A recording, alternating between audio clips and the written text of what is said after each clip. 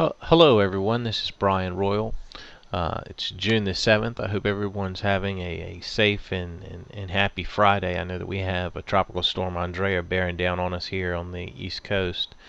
Hopefully it'll get out of here and we all enjoy our weekend. However, let's go over the two indexes that we like to keep an eye on. It's a way we can kind of give you an overview of where the market is and what we're kind of trying to do here at this firm to protect the assets and grow the portfolios. This is the first one that you see on this chart. Again, these are the supply and demand zones that I've talked about repeatedly. This market here is DIA. It is the Dow Jones Industrial Average ETF. And as you can tell here on this price action bar, this daily bar, this was the last trading session of 2012, and of course on 2013 we opened up with a gap. We also gapped up on May the 2nd. Of course, this was the great news that everything in this economy is fine, government debt's falling, the Fed has a printing press, and I wish I owned a green ink company because I think we'd all be very wealthy if we did. And I'm just being facetious at this point, but back to the chart, we think that price action has exasperated itself and is probably going to change directions. Now where it stops, again, that's a million-dollar question, but we do have the ability to put probability of guessing where that stopping price is going to be located by looking at these supply and demand zones. And the price action, when we look at it from the supply and demand zones, we like to see what we call confluence, where the weekly zone and the daily zones add up, where they overlap. And as you can tell, we have a weekly and a daily zone all together right here at between the 137-ish level to the 139.81 level.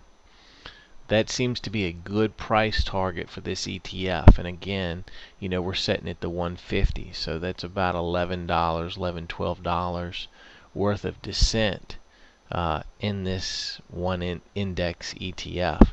The other ETF that I'd like to take a quick gander at is SPY, the Standard & Poor's 500. Give this chart a chance to load. Here we go. Okay. Again, here's this gap that we put on the first day of the year, and then of course the S&P 500 gapped up again on March the 5th.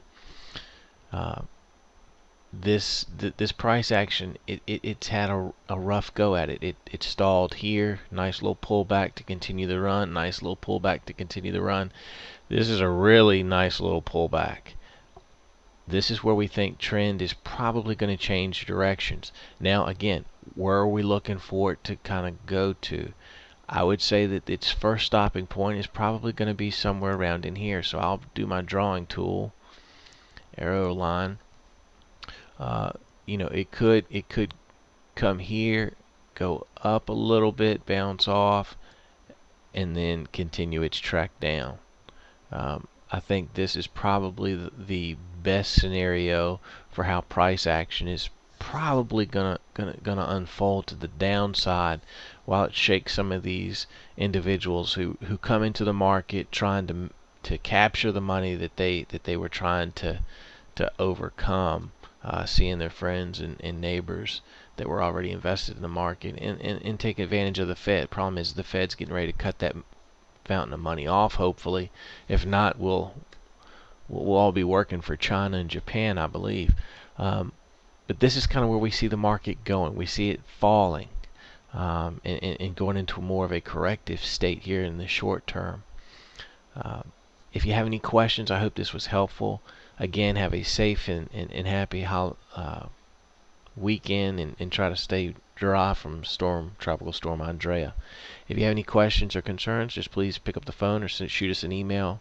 Our contact information is located on the contact us page of the website. Thanks and have a great weekend.